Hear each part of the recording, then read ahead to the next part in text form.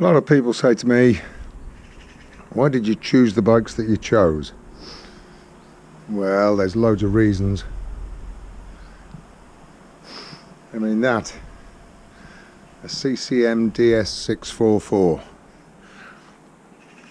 a little bit further away from standard, a few bits and pieces done to it, big bore kit, but it's just a fun bike. And from years ago when I used to race motocross, there were a couple of guys had CCMs, and I swore back then I would own one day too. It took me a few years, but there it is. Not great on distance, not particularly fast, top speed fast, but it gets to where it gets to pretty quickly, and it is great fun. The Triumph Tiger, absolutely stock standard, apart from crash bars. That's just a bike for distance. If I want to do any distance, that's the bike I take. The CCMs are 2003, the Triumphs are 2005. Both their own kind of fun, and I enjoy them both, and I guess I'm being patriotic because they're both British bikes. Although of course the CCM's got a Japanese engine, Austrian forks, Italian bodywork, so it's a bit of a mix and match, but that's how it came from the factory.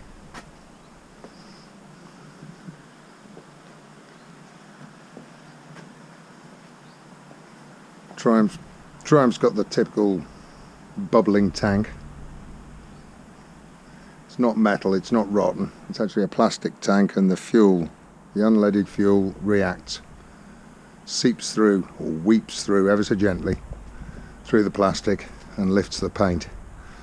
Apparently all early Triumphs were afflicted with that. Same goes for the CCM, that's a plastic tank, and all the tank badges and everything peeled off because due to the same problem. So I just took them off that. As for the Triumph, I've got another tank which I'm have stripped down to bare plastic, and the intention is to polish that up, and that'll end up having a white tank, a standard tank, but it'll be white. What more can I say? Nobody sponsors me. I own them. Nobody lends me a bike or gives me a bike. I bought them because I wanted them. And I'll be honest with you, I do actually enjoy both bikes. I could have more modern. But the thing I love about the CCM is it's pretty much analog. There's not much trickery on it. It's got carburettor. It's just old school. Easy to work on. There isn't a great deal to it. The Triumph's a bit more tech. Has electronic gizmos on it and ECUs and all that kind of stuff. But again, it's old school enough that you still stick a key in the hole. There's no remote this or remote that. Pretty straightforward kind of a bike. Triumph's I've put silicone hoses on the Triumph. I've very soon got to put tyres on it. That aside, it is how I bought it. The CCM's had a few sets of tyres, I've owned that longer. It's got a bash plate on it, big aluminium bash plate. I'll go around the other side so you can see that.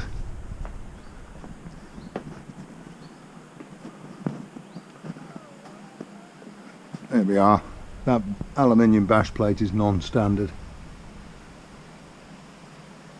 Looks okay, would save an awful lot of expensive bits and pieces if it were to go off-road, which it actually doesn't do very often. I have taken it off-road. I've got another set of wheels for it, but quite frankly I'm getting too old for it. And then there are the silicone hoses on the Triumph. I desperately wanted black ones, but I couldn't get hold of them, so I've had to put blue silicone hoses on, and they don't look so bad. I can live with it.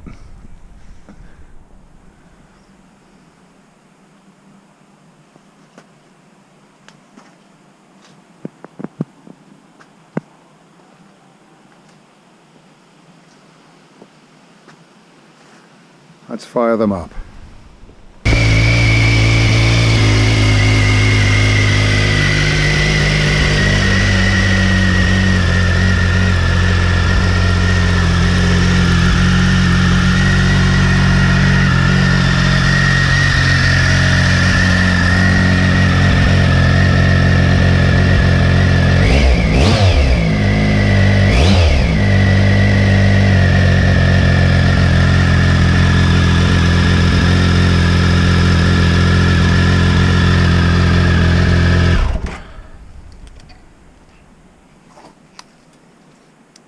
Now it's a little bit more involved starting this one up.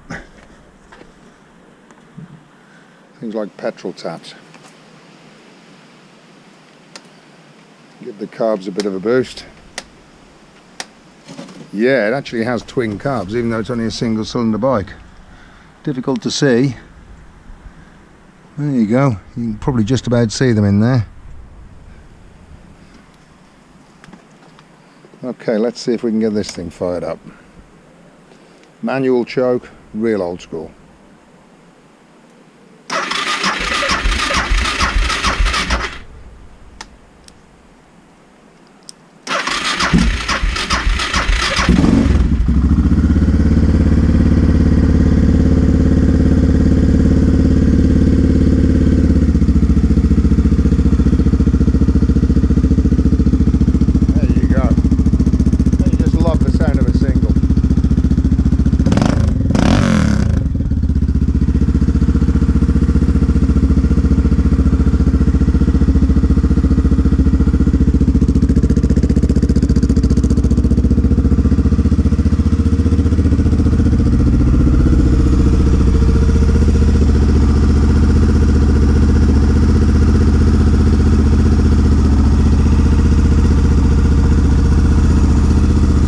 Bikes.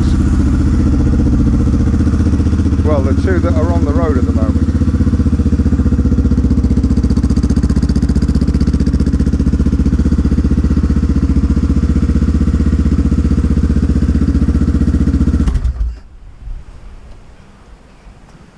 Got another couple of bikes that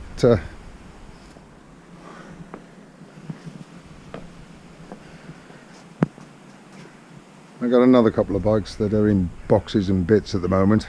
One's an old Triumph and I got an old Honda as well. No idea what's going to happen with them. Something will happen one day.